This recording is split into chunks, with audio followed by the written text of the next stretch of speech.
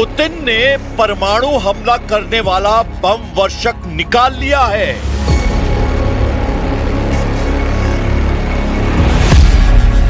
Putin ने 8 घंटे तक एटमी बम वर्षक को आसमान में उड़ाया है।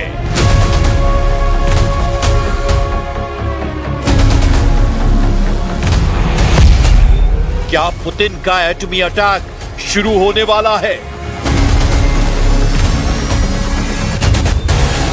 यही है वो बम वर्षक Tu-95। एक नहीं, दो हैं, मतलब डबल खतरा, डबल तबाही।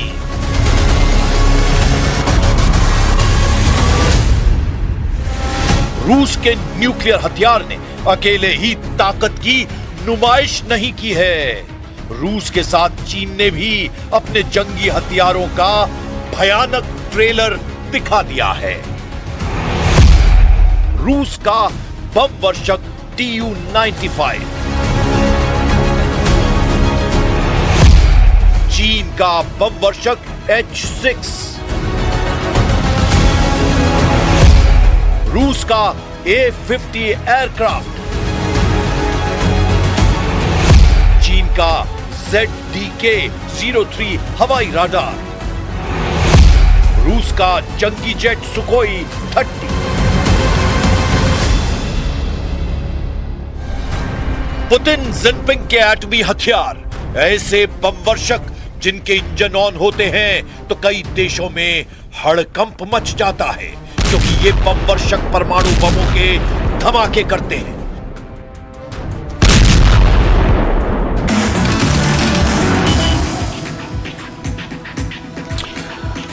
गठबंधन प्रमुख अब्दुल्ला के बयान। ऐसे महाविनाशकारी हथियार पूर्वी चीन सागर से प्रशांत महासागर तक उड़ान भर रहे हैं। एटम बमों की बरसात करने वाले जंगी लड़ाकों को चीन रूस ने 8 घंटे तक उड़ाया है। लेकिन क्यों? क्या ये किसी बड़े खतरे का सिग्नल है या फिर किसी नए युद्ध का अलार्म? इस वॉर रिहर्सल का कनेक्शन कहीं यूक्रेन युद्ध में फ्लॉप हो चुके ट्रंप के पीस प्लान से तो नहीं? क्या सुपर पावर को चीन रूस नई वॉर टेंशन देने जा रहे हैं या फिर पुतिन का चीन के साथ संयुक्त युद्ध अभ्यास नाटो के लिए है? फिलहाल तो एटमी बॉम्बर से जापान और ताइवान में इमरजेंसी सायरन बजने लगा है। उधर क्रेमलिन में बैठकर प्रेसिडेंट पुतिन वॉर हीरोज का सम्मान कर रहे हैं। पुतिन ने ग्रैंड क्रेमलिन पैलेस के सेंट जॉर्ज हॉल में 200 सैन्य अधिकारियों को सम्मानित किया है। पुतिन को यूक्रेन युद्ध में जीत हासिल करने का पूरा कॉन्फिडेंस मिल गया है, क्योंकि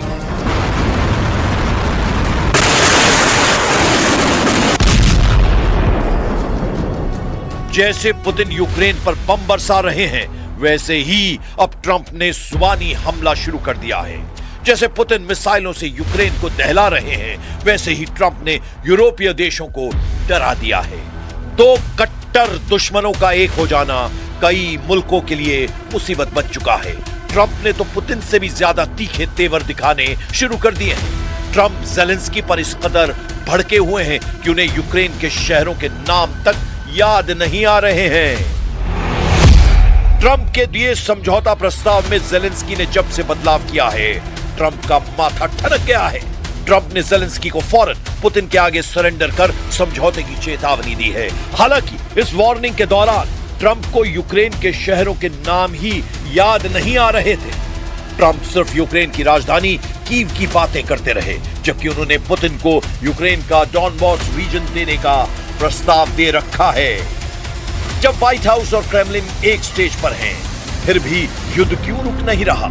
यूक्रेन नए जोश और नई रणनीति से रूस को बराबर की टक्कर देने लगा है।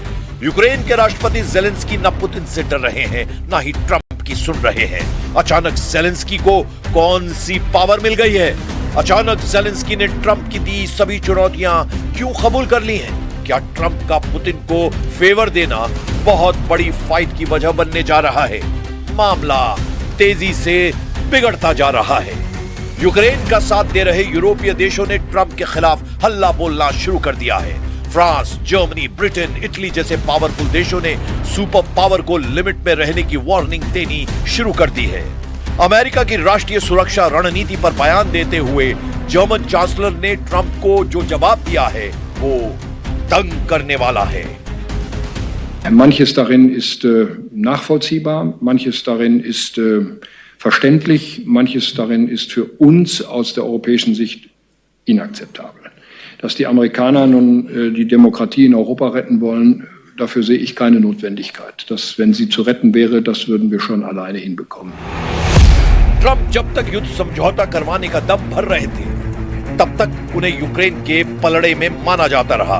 ट्रंप के साथ नेटो देश मिलकर यूक्रेन खेमे को पुतिन के सामने कभी हल्का नहीं पड़ने दे रहे थे। लेकिन जब से ट्रंप के 28 सूत्रीय प्रस्तावों को यूरोपीय देशों ने पढ़ा है, तब से उनके पुतिन के खेमे में जाने की अटकलें लगाई जा रही हैं। जाहिर है, अमेरिका ने अगर रूस का रुख कर लिया है, तो यूक्रेन और नेटो के 31 देश मिलकर भी पुतिन को टक्कर देने की ताकत नहीं रखते।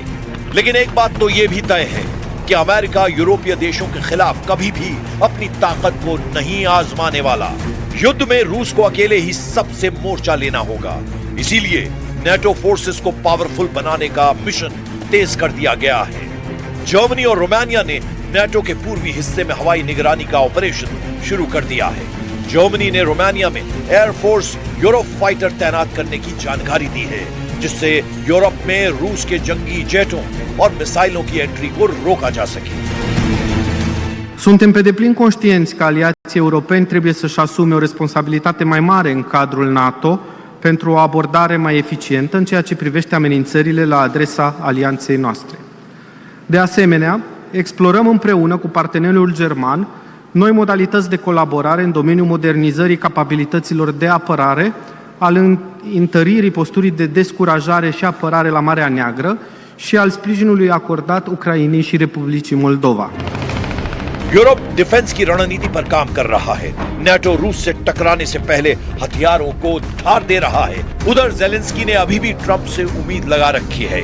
जेलेंस्की को यकीन है कि ट्रंप उनके और यूरोपीय देशों के बनाए प्लान पर सहमत हो जाएंगे। जेलेंस्की ने शांति समझौते के 3 दस्तावेज बनाए हैं। पहले दस्तावेज में 20 पॉइंट्स हैं, जिनमें लगातार बदलाव किया जा रहा है। लेकिन जिन शर्तों में बदलाव नहीं, वो दूसरा दस्तावेज है जिसमें यूक्रेन की सुरक्षा की गारंटी मांगी गई है। जेलेंस्की ने तीसरे दस्तावेज में यूक्रेन के आर्थिक विकास का प्लान तैयार किया है। ट्रंप के सुझावों में बदलाव करने के बाद जेलेंस्की ने यह भी साफ कर दिया है कि वो रूस को 1 इंच भी जमीन नहीं देंगे।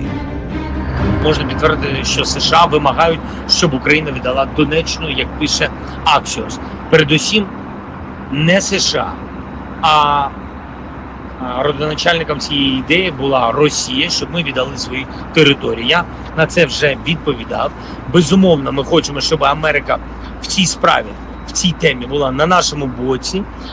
Америка медіатор тут, але ми, дивіться, Росія буде хотіти, щоб ми віддали наші території, а ми будемо захищати наші інтереси. लंदन, ब्रसेल्स के बाद रोम पहुंचे जेलेंस्की ने इटली की पीएम जॉर्जिया मेलोनी से मुलाकात की है। इटली में जेलेंस्की को सिर्फ मेलोनी ही नहीं, पोप लियो का भी साथ मिला है। पोप लियो ने ट्रंप की योजना को सिरे से खारिज करते हुए युद्ध समझौते में यूरोपीय देशों को अहम रोल निभाने का सुझाव दिया है। Veramente penso che il ruolo dell'Europa è molto importante. L'unità dei paesi europei è veramente significativo, specialmente in questo caso, no? Cercare un accordo di pace senza includere l'Europa nelle conversazioni, diciamo, non è realista. La guerra è in Europa e penso che le garanzie che si cercano anche di sicurezza oggi e nel futuro, l'Europa deve formar parte.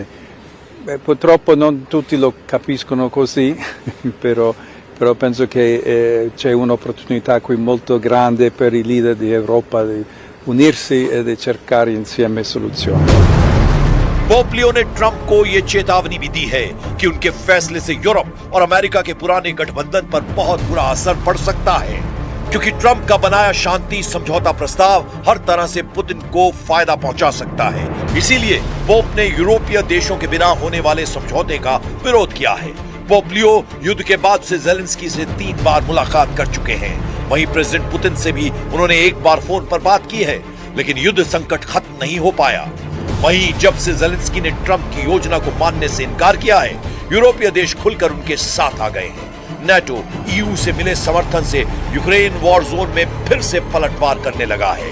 Ukraine ने हाल ही में रूस के किए दावे को खारिज करते हुए पोक्रोवस्क पर अपने कब्जे की जानकारी दी है। 16 महीने से चल रही लड़ाई, रूस के 1,56,000 सैनिक, लेकिन पोक्रोवस्क में रूस की जीत का दावा यूक्रेन ने खारिज कर दिया है। यूक्रेन के कमांडर इन चीफ अलेक्जेंडर सिरस्की ने ऐलान किया है कि पोक्रोवस्क में यूक्रेन पहले की तरह मजबूती से रूस से युद्ध लड़ रहा है। तब क्या पुतिन से रूस के कमांडरों ने झूठा दावा कर दिया था? यूक्रेन के कमांडर इन चीफ ने इसकी वजह समझाई है।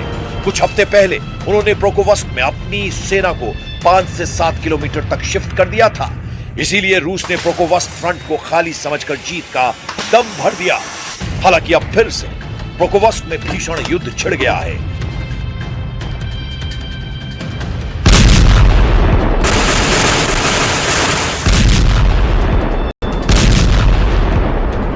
यूरोप की युद्ध की तैयारी और सभी देशों का एकजुट होना पुतिन के लिए झटका साबित हो रहा है। ऐसे में पुतिन के अगले फैसले को लेकर ट्रंप भी खौफजदा है।